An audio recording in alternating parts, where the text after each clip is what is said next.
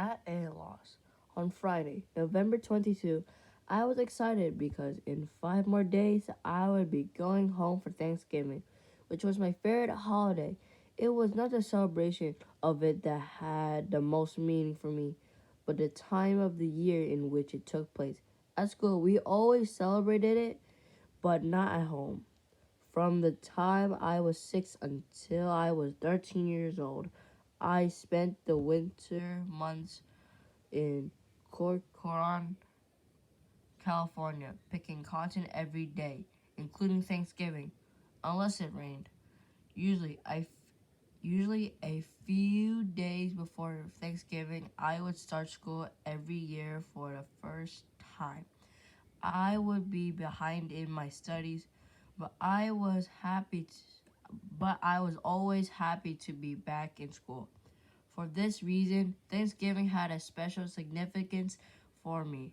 Thursday night, I stayed up late studying for my history of philosophy course, which met at 9:10 in the morning, 3 days a week. That Friday, a few of us stayed after class to ask Father Fogothi questions about our reading on Plato's The Republic. I was so fans I was so fascinated by his explanations that I lost track of time and was late for my 10 o'clock 10 class, which was U.S. History. I rushed out of Montgomery Labs and headed for O'Connor Hall. On the way, I ran into Smokey, who had tears in his eyes. "What's the matter? Are you okay?" "Kennedy has been shot." I could not believe what I have heard. "Are you sure?" I asked. "Sure, I am sure," he snapped. "Our class has been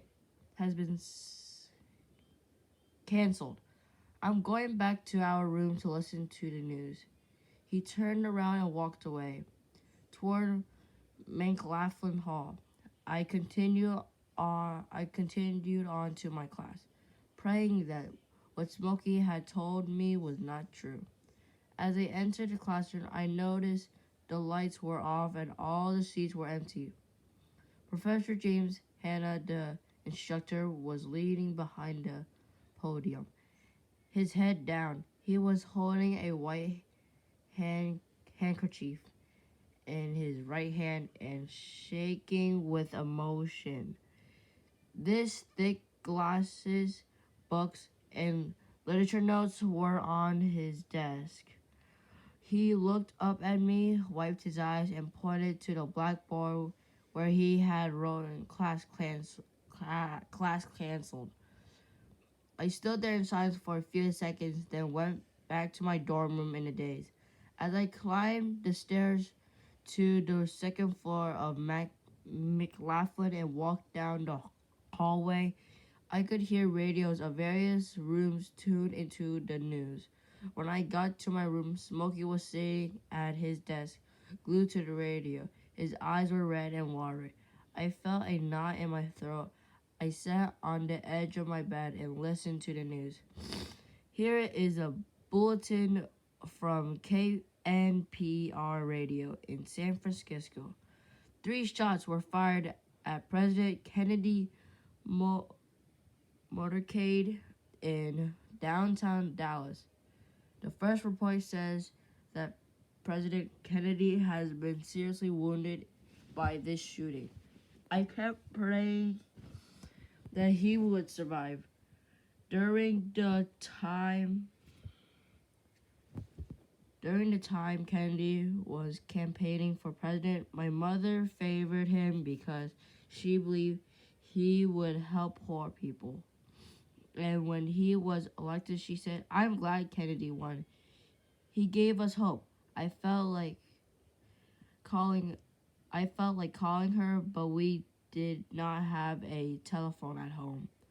Then about 11:30, we heard the final tragic news from Dallas, Texas. A flash from the Associated Press has confirmed that President Kennedy died at 1 o'clock Central Standard Time, 2 o'clock Eastern Standard Time. Oh no! Smokey pounded at the top of his desk with his fist. Dios mío, ¿por qué? I cried out. My God, why? I felt shocked and confused. There was a brief pause. Then the radio announcer continued. Vice President Lyndon Johnson has left the hospital in Dallas presumably. He will be taking the oath of the office shortly and become the 36th President of the United States. Immediately, the mission bells began to toll. As they continued to ring, Smokey and I left our room and joined other students, faculty, and staff at the mission church.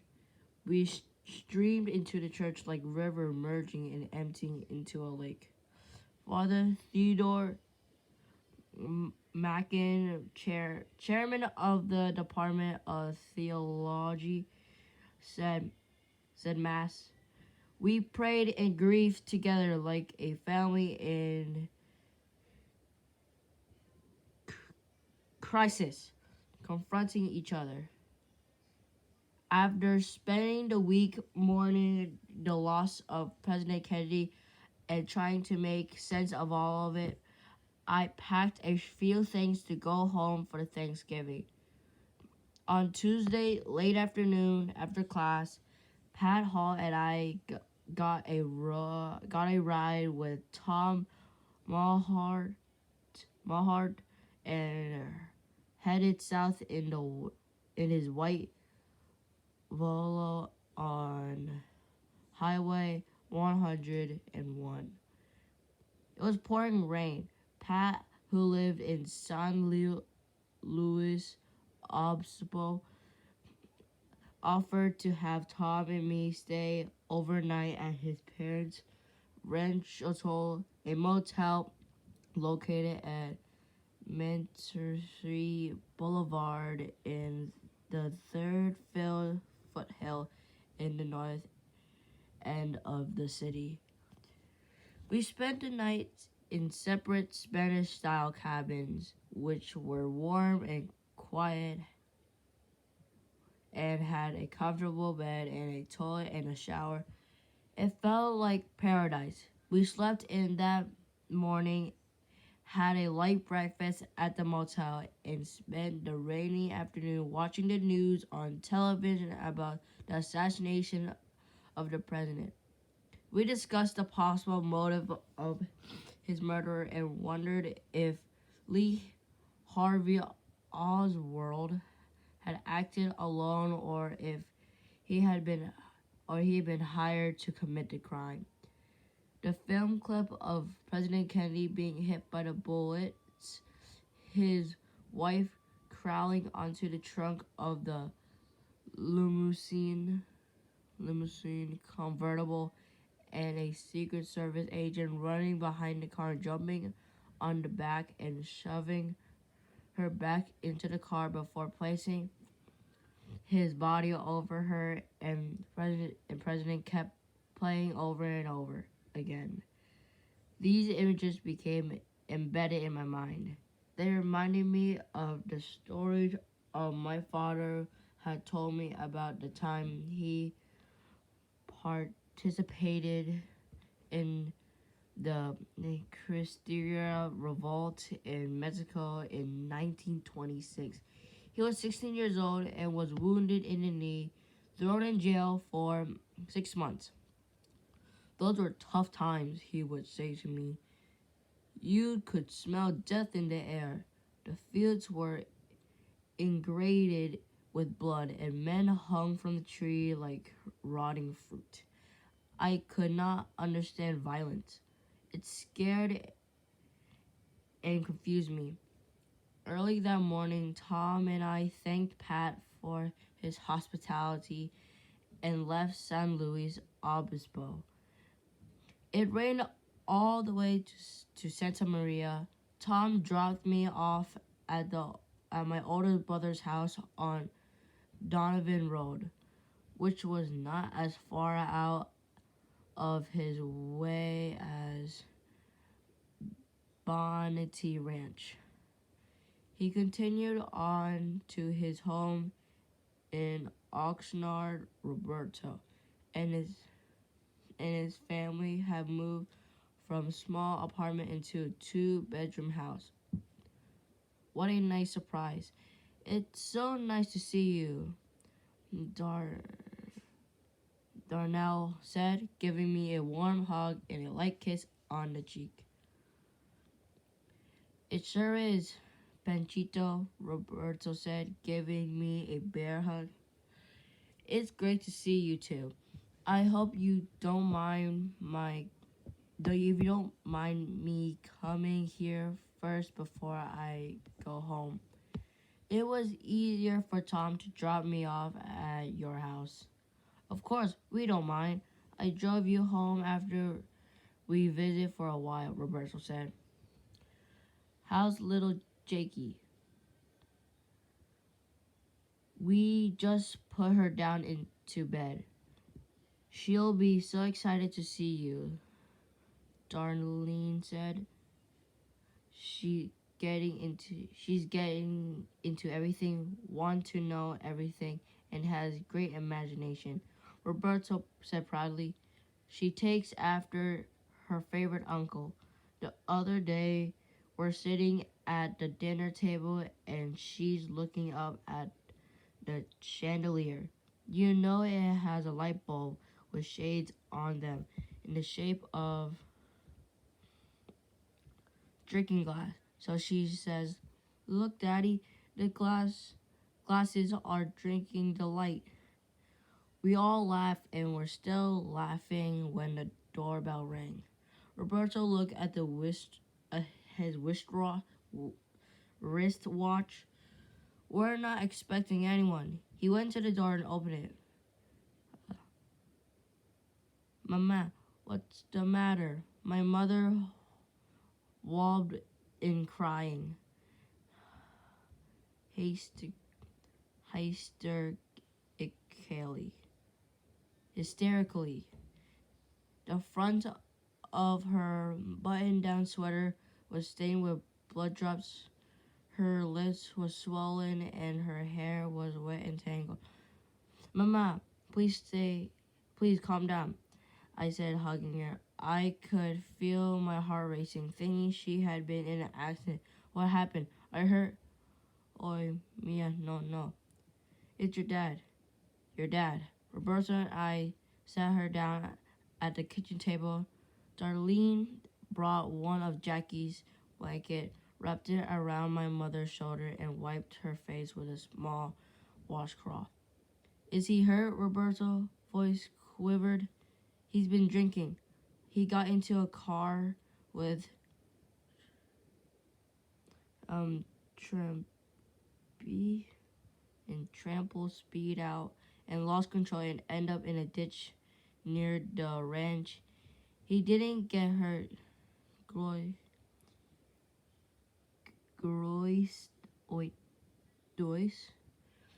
Trampito was really scared. He said your dad slumped over the steering wheel and cried. Trampito pulled him out of the car and dragged him home. Your dad yelled at me and Torito and threw them out of the house. I left Rora, Ruben, Trampita, and Tortito at the ranch with Joe and Espy. Oy, Mia, I don't know. I don't know what to do. He hit you, didn't he? I said angrily.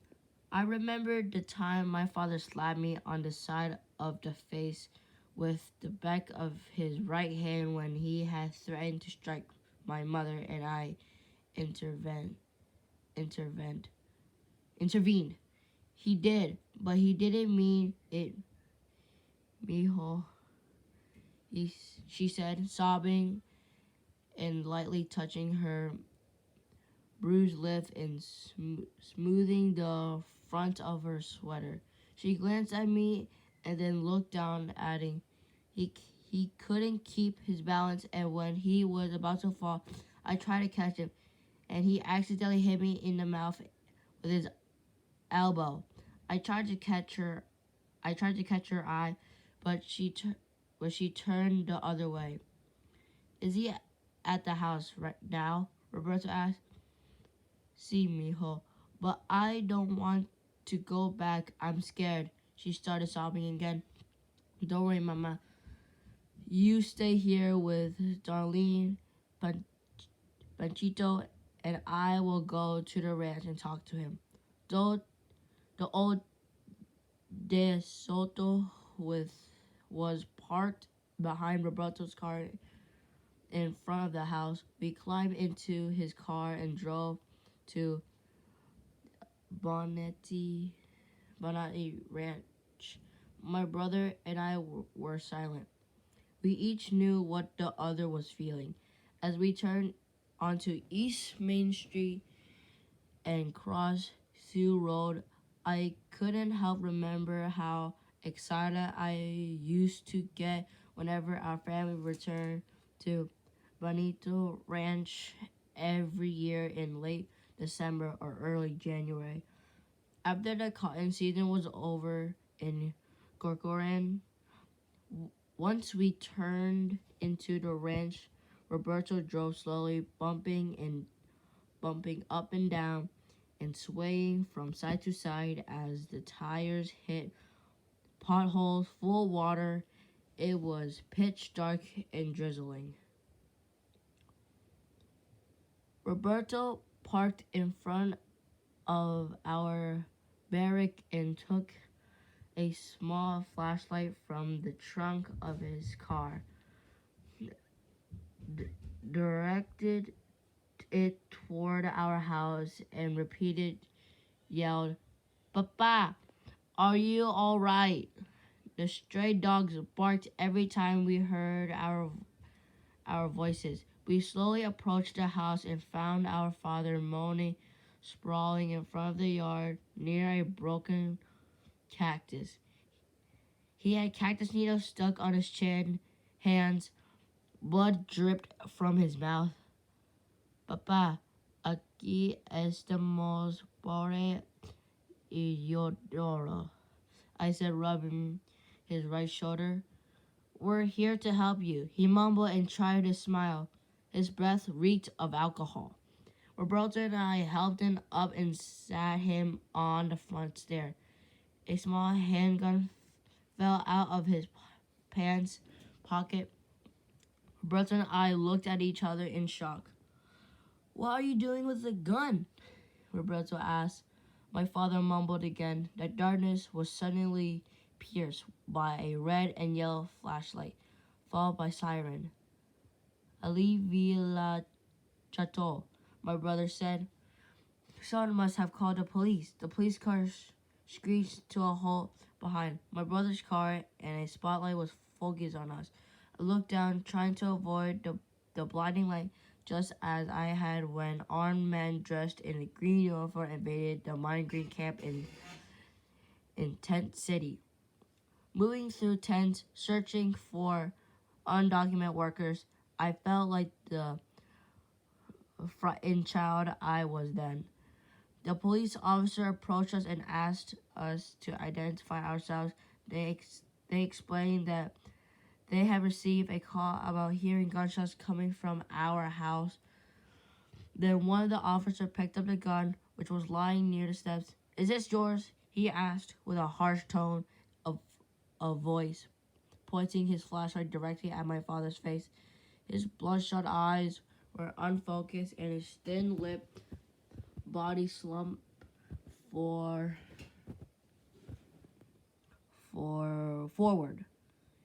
He slurred a response and jerked his head to the side. Is this your gun? The officer repeated. Our father doesn't understand English. The officer made a bad face. Roberto kid, yes, it is his gun, but he is disoriented. He means no harm. Maybe not to you, but what about himself? To himself.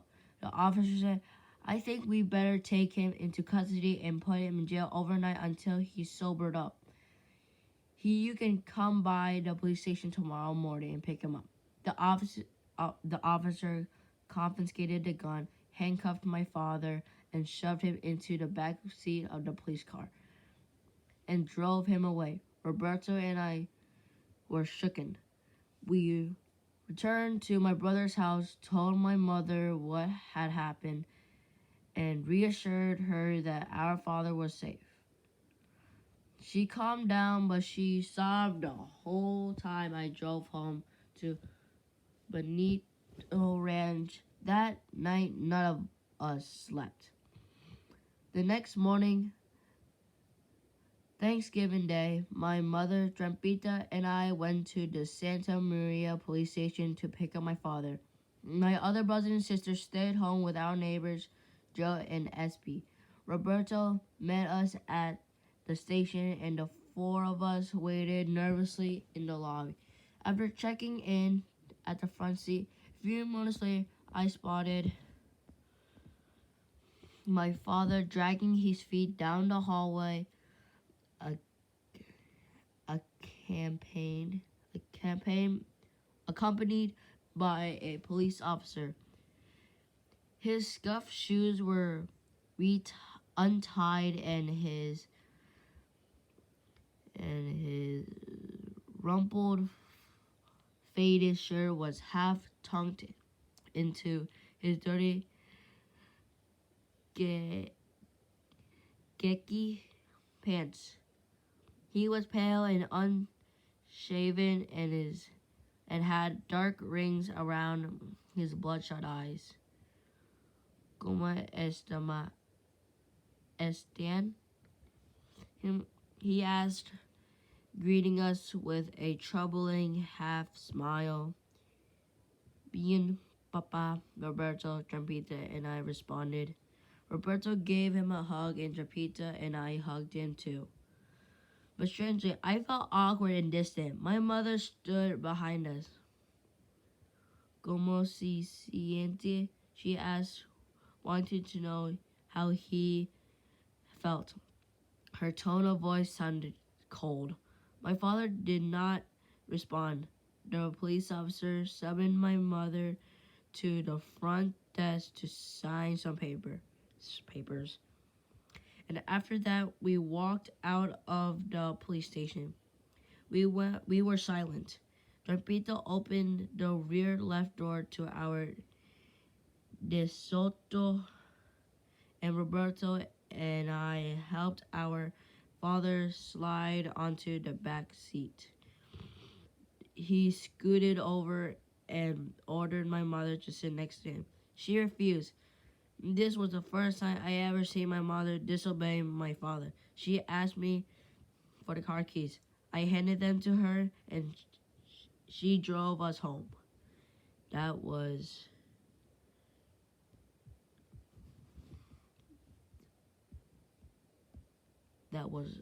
at a loss.